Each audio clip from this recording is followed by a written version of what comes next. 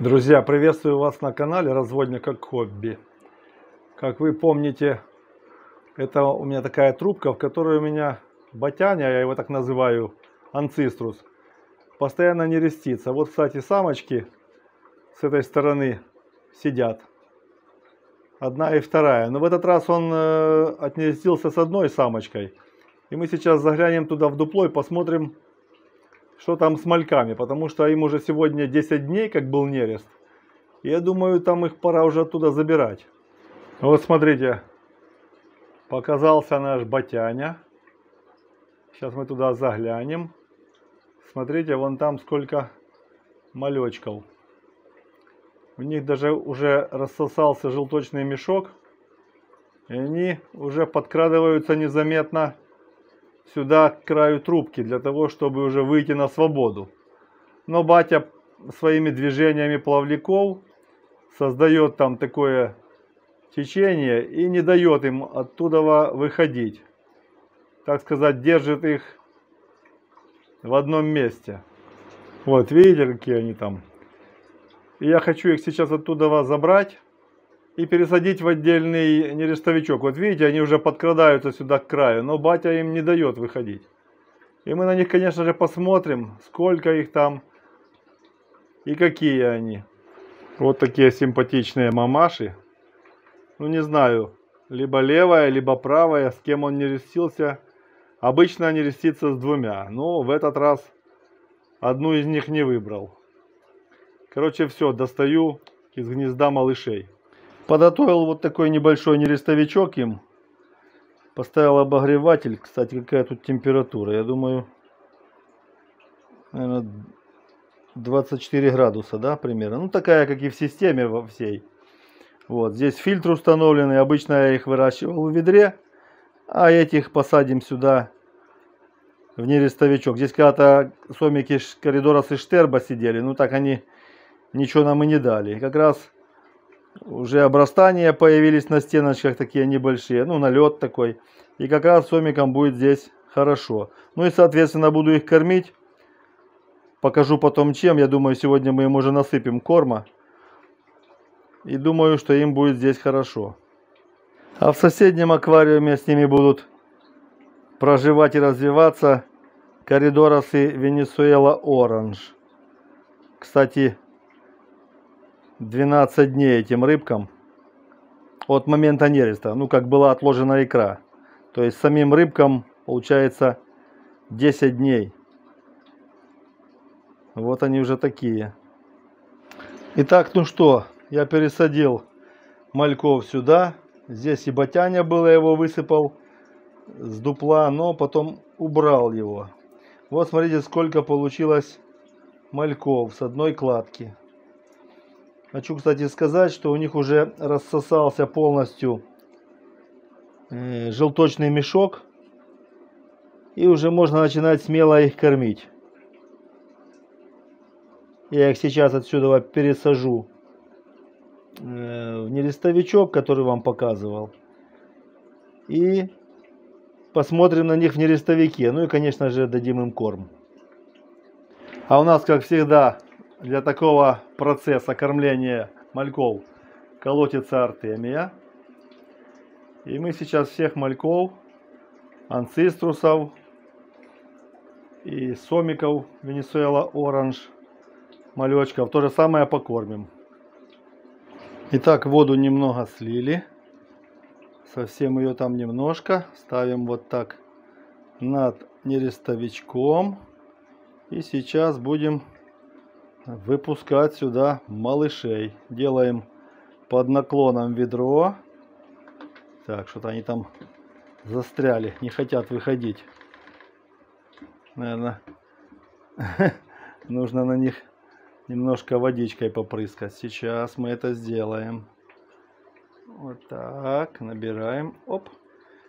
Почему я делаю так? Потому что этим рыбкам, если их там сильно трусить, то у них можно повредить вот этот как прилипательный ихний прилипалку, вот эту, которой они прилипают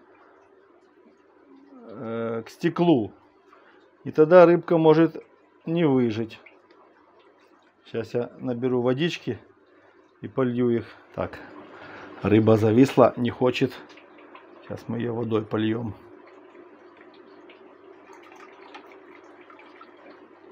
Видите, какой у них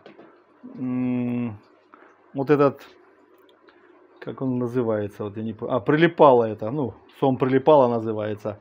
Прилипалка, видите, они прилипли, зависли и не хотят.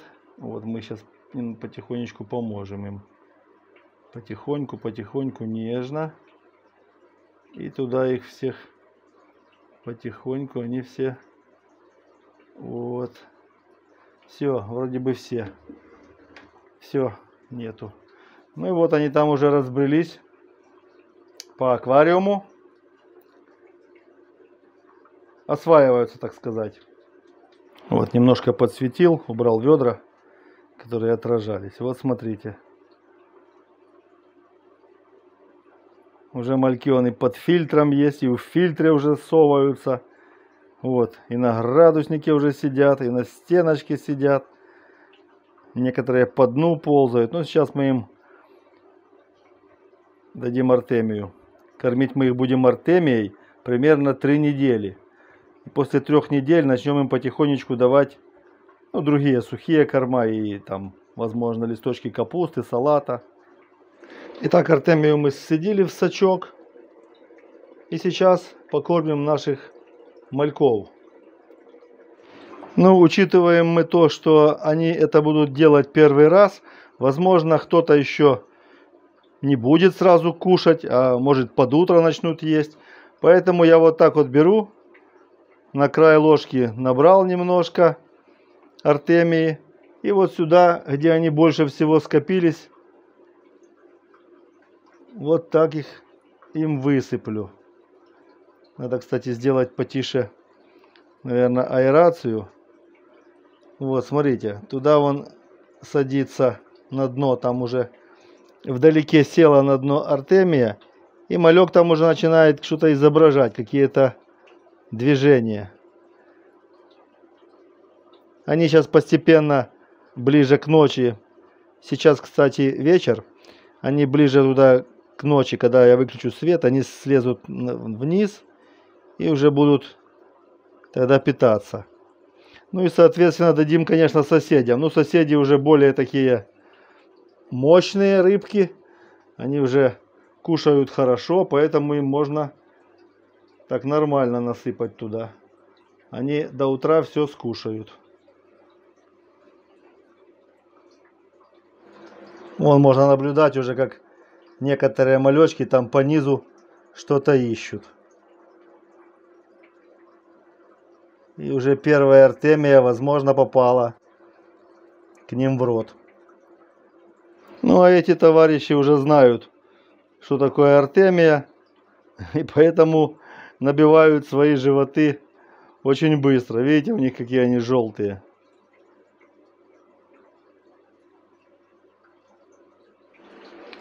Ну что, наши анциструсы собрались в одном углу. Некоторые, конечно, уже по всему разбрелись аквариуму. Некоторые вот на фильтре. Ну, короче говоря, я думаю, завтра они уже акклиматизируются полностью. И будут питаться и хорошо расти. Друзья, смотрите видео, которые появились на экране. У кого есть желание стать спонсором канала, нажимайте под видео кнопочку «Спонсировать». Небольшие пожертвования ежемесячные помогут развитию канала и разводни. Спасибо. До встречи на канале Разводня как хобби. Пока.